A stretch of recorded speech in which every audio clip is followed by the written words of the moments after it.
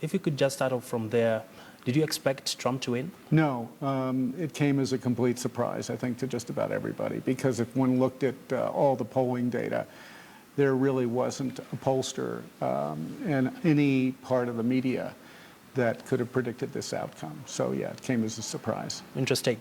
So we've just had that report trying to detail some of the key items that stand out for President-elect Donald Trump. From where you sit, there's been a lot of pronouncements around him creating close to 25 million jobs. He's also talked about building the infrastructure. And what do you think will dominate his diary in his first 100 days in office? Well, it's hard to say what he can actually do in 100 days. Suffice it to say this, he does inherit, actually, a relatively robust economy from the Obama presidency. You've got an unemployment rate that is, just below 5%. You've got an economy that is right now at record GDP. It's the only developed economy in the world, major developed economy in the world that has had record GDP. So he's actually coming into office with the wind at his back in that context. And the Obama administration actually is presided over what will probably be an increase of 15 million jobs. Manufacturing jobs actually have gone up under the Obama administration, the most since President Johnson was president. So that's a pretty good situation. Now, the one thing that he and Secretary of State Clinton shared in common was a commitment to infrastructure. And it's clearly a need in the United States, as he outlined in his recent address.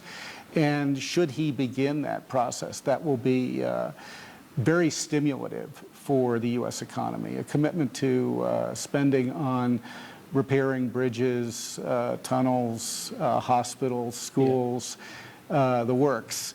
That will be very stimulative. And so you can expect there to be a good outcome there, certainly with jobs on a temporary basis. Interesting. And just shifting gears a bit, we did see the money markets taking a tumble, really, where we saw a blip of about 4% across the financial markets. And we've recently seen a correction of this. Perhaps, was it just a knee-jerk reaction? Well, markets are always prone to react negatively to a surprise. And this was a surprise. The market had not anticipated a Trump presidency. In fact, the stock market in the United States had been among the least volatile stock markets in presidential election years, going back a couple decades at least. So this was a big shock. Now, having said that, once it became a reality that there is a new president and his name is Donald Trump, the market actually liked, initially at least, what that means, which is greater spending on any number of industries that will contribute to infrastructure. He has vowed to repeal, for example, a financial law called Dodd-Frank, which is very good for the financial industry, so that had a positive impact on financial shares. Well, coming from an organization like Bloomberg, where data is something that we prize, mostly because we are committed to making markets much more transparent, because when markets are transparent, there's a greater opportunity for investment. And so what this conference is about is figuring out ways to make our access as journalists to data ever more visible, use it to greater effect, help people make better informed decisions, because if they have more information, they can make better decisions.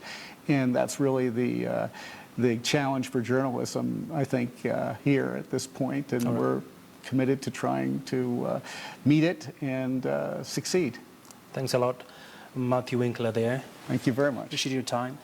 Just speaking to us regarding the U.S. elections, trying to bring in the linkages around the economy impact, as well as the upcoming conference that will be held in Naivasha.